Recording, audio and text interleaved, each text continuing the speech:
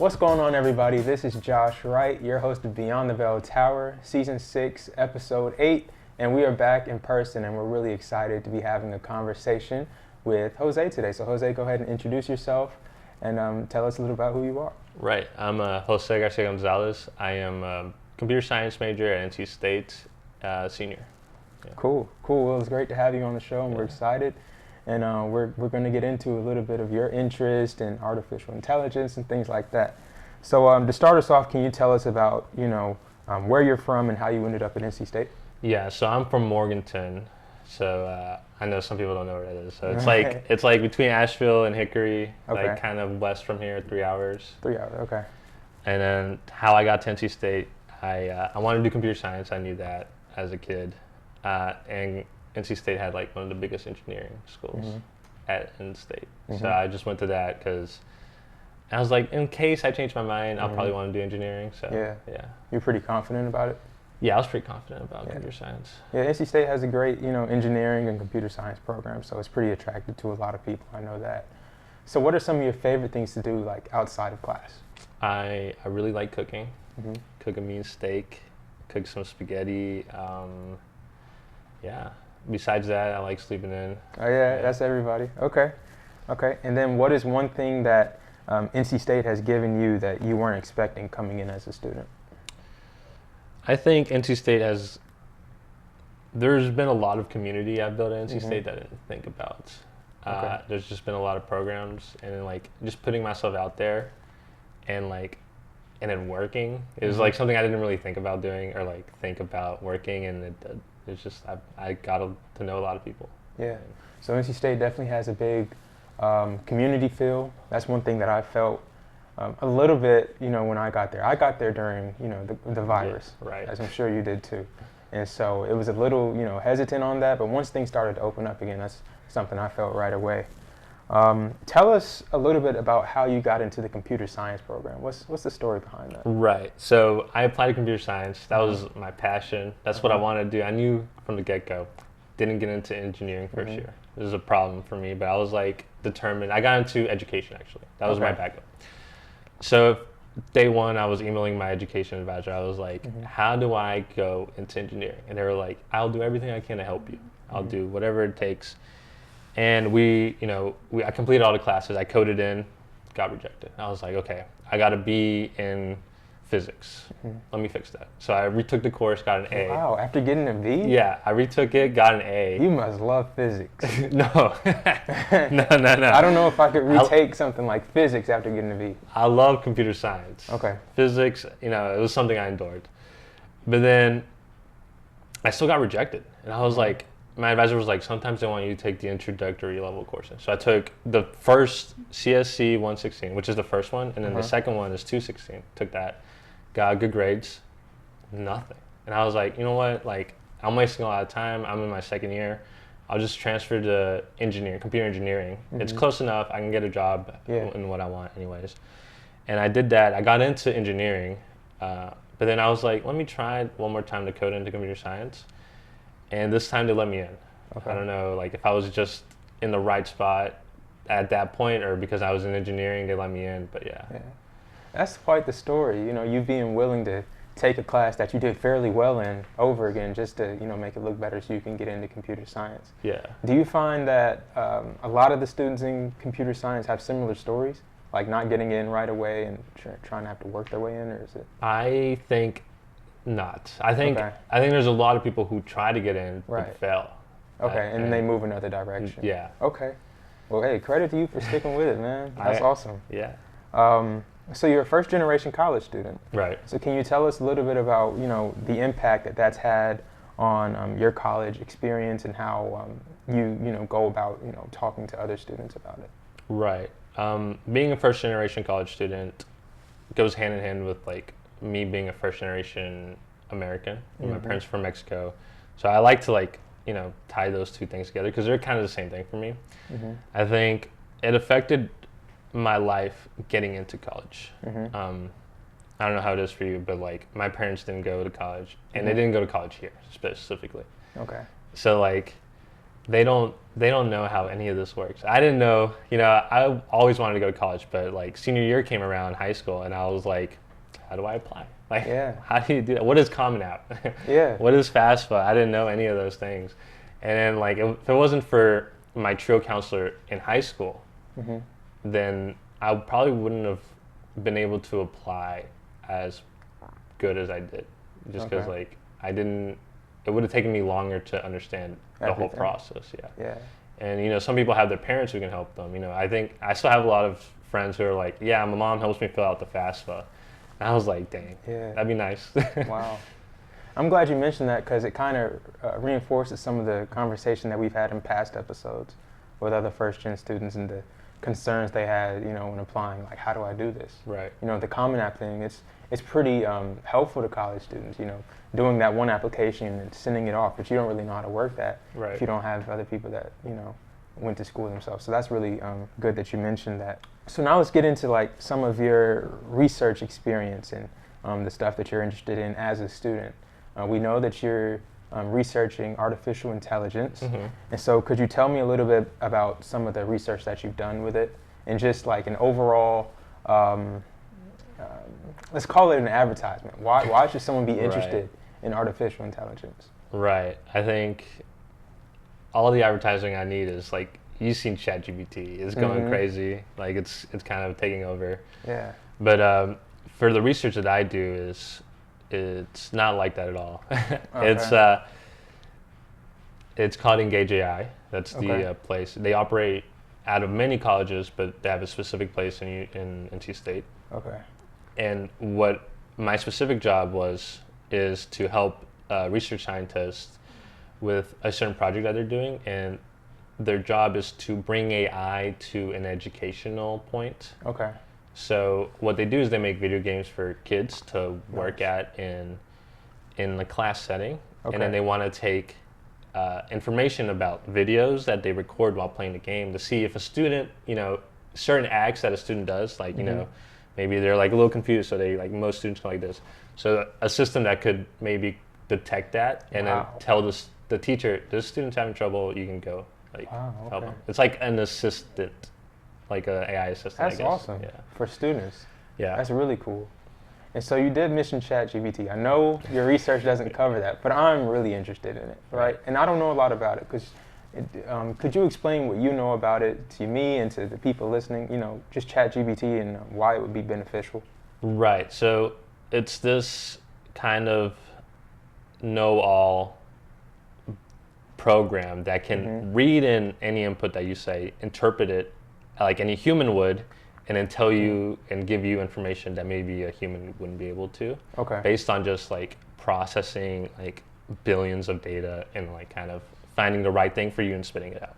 Okay. So that's kind of what it does. Okay. Yeah, that's what I've seen. Yeah, that sounds about right. So where would you say your initial interest in just AI in general, where do you say it came from? Is there a certain experience that you had growing up that drew you to technology and computer science, or is it just something that happened, over time just by, watching, technology develop? Right. Well, for computer science, I would say that my interest began in middle school. I was I was like kind of a try-hard kid, but then I got a little bored, so then I started just like looking up programming classes online. There's this Khan Academy one, and I took it, and then ever since I took that, I was like, this is for me. Like, this is what I want to do. And I kind of stuck with it. That's kind of just like what I want to do. For AI though, I got to college, that was the end goal for so long. And I finally got into computer science. That was a struggle. Then I was like, what do I do? Like, I'm in computer science, I'm in college. This was it for me. Like, this is like my goal up until now. I had no idea what I wanted to do. So then I was like, what can I do? Like, what are the options here? And for a long time, I was just like, let me just find a job. Let me see, get experience, see what I can do. And then I got the job at Research AI. And then I was like, well, I had to take an AI class. Like, I know nothing about AI, so how am I going to do research on AI if I know nothing? So I took a class, a machine learning class. At NC State? At NC State. Okay. And then that is when my interest. Okay. I took that class, I was like, this is cool. Okay. Okay, so cool. So quick question. If the computer science would have never worked out, right? Right. And let's say you had to stay within education, what would you want to do with that? With like education, Yeah. I would be a teacher. I think. Okay. I think that's kind of something I'm drawn to a little bit. Okay. I think I would might work for JUNTOS full time, Okay. which is my work study. Yeah. Yeah, and we'll get into that. Yeah. Yeah. Okay, that sounds cool though.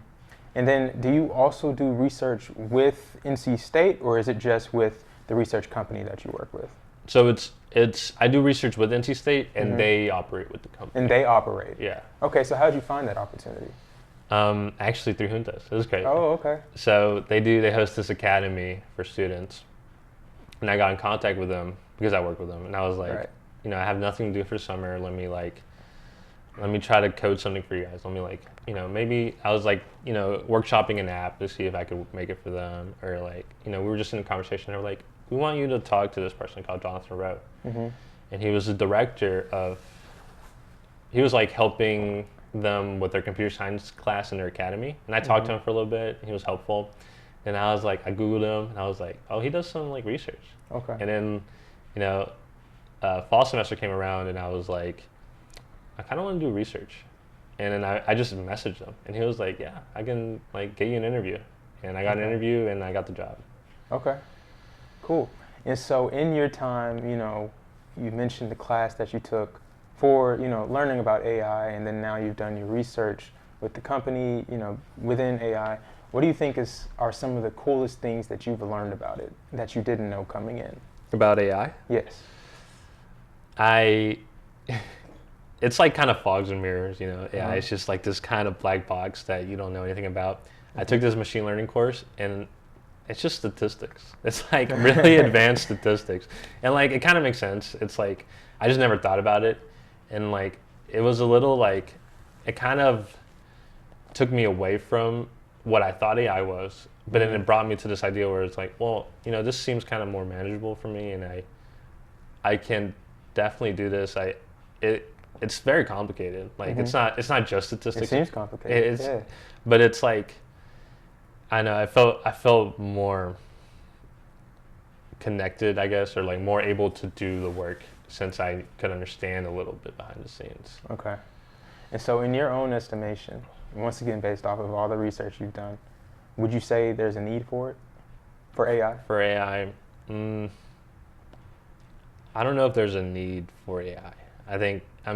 There's a push for it. Yeah, I think there's definitely a push. There's a lot of use for it. Now, need is like a very specific thing. I'm not sure. In some cases, I think it's useful, like the education thing. Mm-hmm. I took a couple education classes, and one of the biggest things is that you want to meet all the needs of every student, but a teacher can't meet the needs of 30 students. That's just impossible. Like, that's too much on a teacher, and then like they can't get to know every student like that. Right. But if you have an AI that tells you when a student needs help, that's very useful. Like, okay. So there's a very useful way to improve society with AI. Yeah. It's a very like dangerous line, though. Okay. That makes sense. And I think that answer can apply to a lot of the things and the tools that we see across the world. Like, they're beneficial, but we're fine without it for now, but they can still, find good use within it. Yeah. That makes sense. Would you say there are any benefits of AI specifically that you found? There's a lot of data Okay. that gets collected, and I think it's impossible to look through all of it. Mhm. And that is the benefit is that a computer can do that. Okay. And then can like tell you things about it. Nice.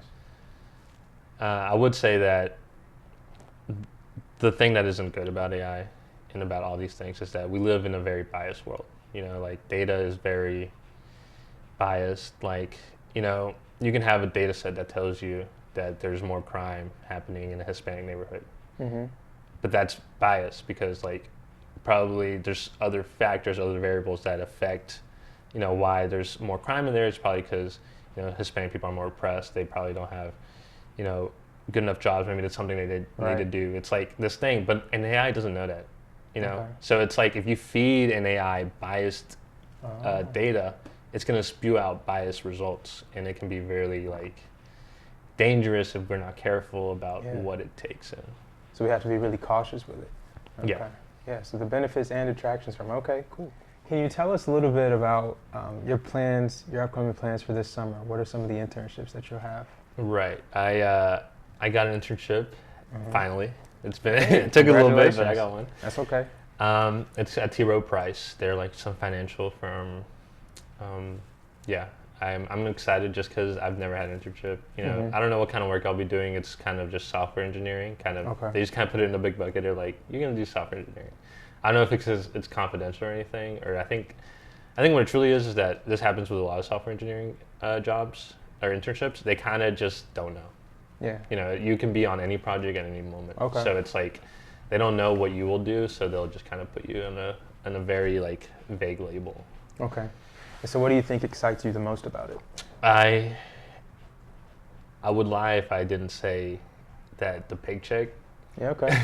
I am broke. I have no money. Welcome to college. Man. And I am excited to be able to buy Starbucks when I want. Okay. Or, you know, something like that. Yeah, so there's definitely some money in your field. Oh, for sure. Okay. But, you know, I'm also excited about just kind of working a job. You know, I've always, like I said earlier, I'm a little lost. You know, I don't know what I want to do with my major, but, you know, getting a job will definitely guide my direction. You know, Okay. Like if I hate this, then like I'm not doing that. But if I like it, you know, maybe move somewhere in this direction. Yeah. So this can definitely be a way of steering you in a direction, like you said, based off of what you want to do within, you know, your computer science degree. Right. Because there is a lot, right? And so I think that's pretty exciting too. Can you talk about the Society for Hispanic Professional Engineers? I know you've done work with them and you've gone to a conference with that organization. So can you talk about kind of the mission and behind the Society for Hispanic Professional Engineers? Right. Their name is SHIP, like abbreviated. So they do a lot of work with Hispanic students, especially in engineering, but it's never limited to engineering or Hispanic students. But it's like that's where the main like audience is, their target, I guess. And they just kind of help me build a community. Like that was like within engineering and within NC State. Within NC, okay. Because before I went to one of their like meetings or anything, like sometimes I look around the classroom and be like, dang, I'm the only Hispanic in this room. Yeah, that's real. I'm like, that's crazy. Like that never happened to me, or I never really thought about it until I got to college. And then like once you go to this conference, when you see all these people doing the same thing you're doing, it kind of motivates you. You know, it kind of alleviates this pressure to be the best because you're representing, you know, this kind of community. You're not alone. You're not alone. You belong here too. Right. Yeah. Good. And SHIP is actually how I got my internship. Okay. And so you kind of mentioned it just in you noticing like maybe at NC State, your classes, there's a lack of diversity or specifically a lack of Hispanics, you know, in the class, but you go to this, you know, this conference and you see, you know, Hispanics all around and it makes you feel more comfortable. So why would you say it's significant to have an organization like this that, you know, exposes, you know, people that look like you to this field? I think it's so that you can see someone and know that you can do that. You know, there's a lot of pressure in being the first. Yeah. I think being the first, it's a great thing, but not everyone can do that. You know, that's a lot to hold and a lot to face. But if you can see a community of people that have done it before you, you have this extra resource that other people already have. And, you know, you can get a mentor that can kind of help you understand what it means to be Hispanic in this kind of space, then it doesn't seem so hard anymore. You know, it seems more manageable, and it's important to have this kind of club internship, this kind of place for Hispanic people, or really anyone, you know, so that someone can look at that and think engineering is an option. You know, like every Hispanic student should be able to say, I can go into engineering. It doesn't mean that they have to, right? But they can have that option. It's there. Yeah. Wow. Okay. And so specifically, you know, you might have already, you know, given some of this answer, but why do you think it's important to bridge that gap between, Hispanics and, STEM? Right. Yeah. I think it's because, I mean, the same thing. It's just you want to see yourself do that. You want to see, a student wants to go up there and see themselves work a job, and they can't do that unless someone like them is working that job. Yeah. Okay. And, it's just about having more perspectives in places. Okay. I think if you have a low Hispanic engineer percentage, maybe there's certain like kind of aspects of Hispanic culture that you get missed with engineering. Like, let's say you have engineers who like work for some sort of Hispanic company or something. If you don't have Hispanic engineers there, then maybe a part of culture gets lost, or culture gets misunderstood, or it's just not present anymore. It gets lost. Okay. Does that make sense? Yeah, that does make sense. That's really important to bring everyone together so all ideas can be distributed, not just some. So now let's talk a little bit about JUNTOS. I know you mentioned it earlier, a program that you're a part of at NC State. Could you tell me about it and what the purpose of that program is?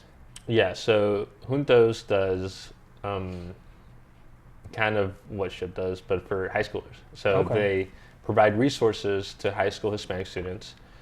They provide workshops in Spanish for their parents. Okay. And then they also do like tutoring and like academic coaching for the students. Okay. So it's just kind of a resource for Hispanic students to, continue their career, whether that be college or not. And is that just an NC State thing, or is it JUNTOS like outside of NC State? It's a national program. National, okay. But it's run out of NC State. Okay, so NC State has a... Yeah. Okay, got you. So what does the motto, "For a Better Education," mean to you? Yeah, so the JUNTOS motto, I think it means that there's an equitable chance for everybody. That can, right now that's for Hispanic students with JUNTOS, but like that can be for any student that face adversity, and finding an equitable way to get them out there and like have a future. I think that's what that means to me. Okay. So tell us a little bit about what you do with JUNTOS. I've been told that you developed an app with them. I am in the process. In the process. Yeah. So tell us a little bit about that process. What is the app that you're developing, and how would it be helpful to JUNTOS? So I am trying to, workshop that, honestly. I did a little like surveying with the students. There's just kind of a little bit of issue with tutoring because a lot of students don't, you've been in high school. Yeah. You don't, if there's like a barrier you need to cross, you're not going to do it. You got to email someone, and then you got to respond, and then like you got to tell your advisor like, hey, it's a lot of adult stuff that you don't want to do yet. But like, I think it can be really streamlined if there's an app where you just be like, need tutoring, and then like that'll be very like accessible to students. Okay. And like that's kind of part of the app, and we're still workshopping other aspects because I want to make sure it's an app for parents, it's an app for coordinators. Yeah, that's a good one. Especially adding parents into it because personally when I was in high school, my parents they played a big role in my education too, just making sure of the programs that I was involved in. They just helped a lot in preparing me to go to the next level, which would be college. And so making something that's accessible not just for the students but for the parents, it kind of brings everyone together, and it brings sort of a teamwork. Yeah. For that student's benefit. So I like that a lot. That's very much the goal, I think. My dad, I used to tell my dad, I got 100. He was like, you got a 10? And I was like, what does that mean? But it was like back, where he's from in Mexico, a 10 is 100. That's like how the grading system worked. Yeah. Okay. And it was like, there's like this kind of, dissonance between like what they know about the college or education system and what you know about the education system. And that's JUNTOS bringing everybody together. It's very helpful, and I think it would have helped me a lot as a student. Okay. All right, cool. So within JUNTOS, what role would you say you play in encouraging high school students to come to NC State? I attend family nights. It's these kind of events that are set in Spanish to inform the teachers, not the teachers, sorry, the parents. And, a lot of times they want to ask us questions, and I like to think that just being there is a lot because I am a Hispanic college student, and then they representation. can, they can be like, they can literally ask me a question, and I can tell them how it is as a Hispanic college student, and how what kind of struggles will be, or what kind of struggle there isn't that you think there would be. Besides that, I just kind of help coordinators do things, plan events, things like that. Okay. And then lastly, what are some things that you feel NC State can do, if any? What are some things that you feel NC State can do to increase the sense of belonging among Latino students? I think that it wouldn't hurt to get more Latino students, obviously. I think that starts with offering more resources to the Latino students.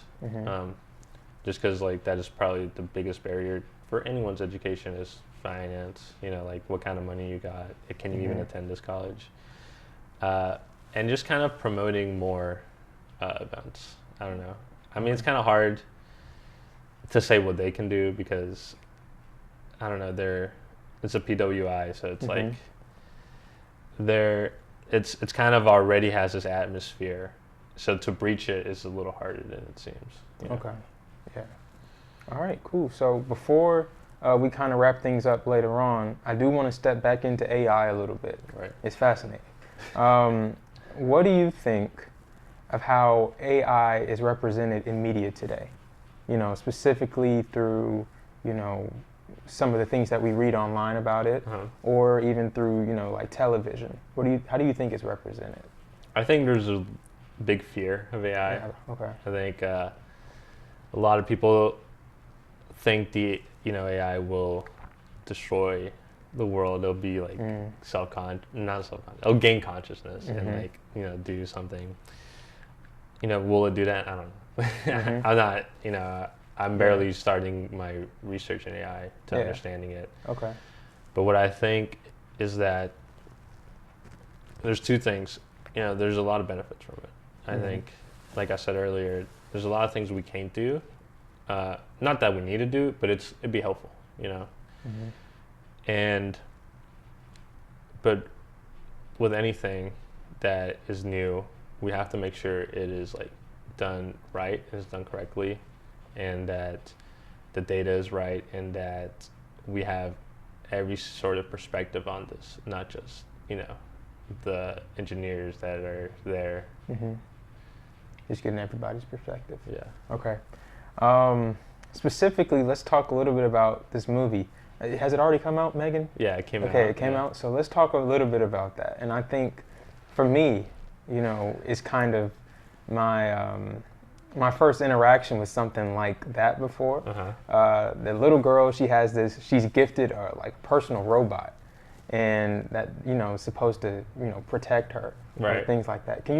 What do you know about the movie or the concept of it, and what are some thoughts that you're hearing about it, just based off of how real is this? Is it close to being possible to have something like that, right? Or is it kind of just an idea that's created through a movie? I think it's a creative idea. The possibility, I don't know how possible that is, just because it's you are giving a child this very sophisticated piece of software. Very sophisticated. And you're telling me you didn't like anything involving children is probably heavily, has to be heavily researched. You can't just give someone a child a prototype or something and not take the time to be will this thing not murder the children? You have to take that into consideration. Yeah. But I think it seems like a fun movie. Yeah. I feel like it can create a trust with it though. Due to the possibility of what happens in the movie when Megan the robot, she kind of goes rogue and she does these things that she's not really supposed to do, and it becomes violent. So it kind of, for me, in my eyes, it creates a lack of trust. But I haven't watched the whole thing, so right, that's fair. Yeah. No, for sure. I think with a lot of things, things can be scary, and rightfully so. Honestly, it's what is this thing? We don't know anything about it. Hopefully, people aren't so carefree with technology. But I think I think if Megan, does come into fruition, I'll be ready. Okay. You know. Do you think the idea of AI, does it improve the image that technology has? The image that technology has? Or is it kind of like just keeping it, where it is? You mean like kind of... Does it make technology better? Right now, no. Okay. Right now, it has worsened people's view of technology, I think. Okay. Just because you've seen ChatGPT. Uh-huh. There's one thing about ChatGPT that I didn't say. It will confidently tell you an answer that is wrong. Oh, okay. Like a lot of times it's been really wrong. So like that's like an issue. That's like biased data. Yeah. Things like that. Okay. And also, you've seen the AI that generates images. Mm-hmm. That's very scary because they figured out how to do hands. So now any picture you see on the internet can literally just be an AI. Like you can't even trust a picture on the internet anymore. Because I see that all over TikTok. Yeah. Okay. So it's like, I think it's worsened this image of technology because I think a lot of times the first thing that is done and the first thing that we think of is how it can be used maliciously. Yeah. And we're kind of seeing how it can be done. Okay. Well, I think the benefit of that is it's taking a while to fully develop because maybe they are looking at, things like that and how to prevent that from happening. Right. But that's a good point. I didn't think about that, especially with the images that we're seeing now. That's a really good point. All right. So what is your long-term career goal, if you have it yet? Have you figured that out exactly what you want to do? Yeah. So I think my long-term career goal, I think it's going to be, I want to help people. I think that's what I want to do. I've looked into a lot of things in computer science, nonprofits, things like that. But I think my main goal is to get some money and then get some experience, and then I can use both of those things to kind of do what I want to do. Okay. And, I don't want to work for some company for 10 years just making them more money or something. Right. That's not the end goal. I want to help people. I want to use computer science to help. Yeah. Okay. So tell me about, your desire you mentioned nonprofits. Tell me a little bit about why you aspire to devote your time to nonprofits. What are some roles that you will allow or that will allow you to do this? I had this interview with this person that talked about nonprofits. I was interviewing them. It was just kind of getting to know the space in computer science. What draws me to nonprofit is that it can be a space that can be helpful to people. It can be a space that isn't maliciously capitalist, trying to profit off of, people and this. It's just it has one goal to help people. That's not always the case, but that's kind of what the space is meant for. And I think when it comes to nonprofit, and this is what the person told me, it was they don't have a lot of money and they don't have a lot of people. So as a computer scientist, if you actually want to make an impact, you have to gain those skills through a big company and take them to a smaller company. And I wanted to see how much of an impact that makes, how much of an impact will I bring if I can scale up their automation so that they don't have to spend so much money and time on whatever technology they're working on, and they can prioritize people. Okay. All right. That's quite the plan that you have. We wish you the best going forward with it, in your internship this summer. Thank you. And, graduating and then, hopefully finding that exact, line that aligns with what you want to do. We appreciate you coming on the show. Oh, thank you so much. We really enjoyed our conversation. It's really new to me, talking about stuff like this. Right. And so I'm pretty excited about it. And before we let you go, we have to ask you these questions. They're called Top Takes. And the design of it is for you to kind of answer as quickly as you can. Right. Try not to take too much time to really, think about it. Right. So, and I think you'll be able to do it with these questions. So, what is the coolest part-time job that you've had? Coolest part-time. I would say JUNTOS is the coolest part-time, but I've definitely had some crazy experiences with part-time. I used to work at McDonald's as a manager. Oh, yeah. And A manager at how old? 18. 18 years old. 18. There was some drama there. Okay. Okay. Yeah, that's the fast food industry. I think that's a great first job to have, personally. So, okay. JUNTOS and McDonald's. If you were given a robot as a personal assistant, you know, Right. what 3 things would you want it to be able to do? I think I wanted to clean my room. Mm-hmm. My room's a mess, but you know, Mm-hmm. I think, off the top, I think I would want the robot to, I don't want to say cook because I enjoy cooking. Mm-hmm. That's what comes to mind. Maybe mow the grass, honestly. Okay. That's, Yard work. I hate That's a that. good one. Okay. And then I would want it to wake me up in the morning. I don't Okay. know. I want cook me breakfast. Don't cook you me breakfast. dinner, but Okay. like breakfast, like Okay. just waking up and having breakfast there. Yeah. Kind of nice. Okay. Those are 3 good things, you know.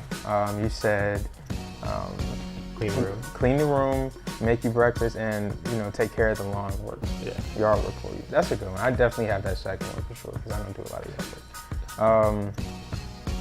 So I'm aware that you speak in Spanish with a lot of high schoolers and their families.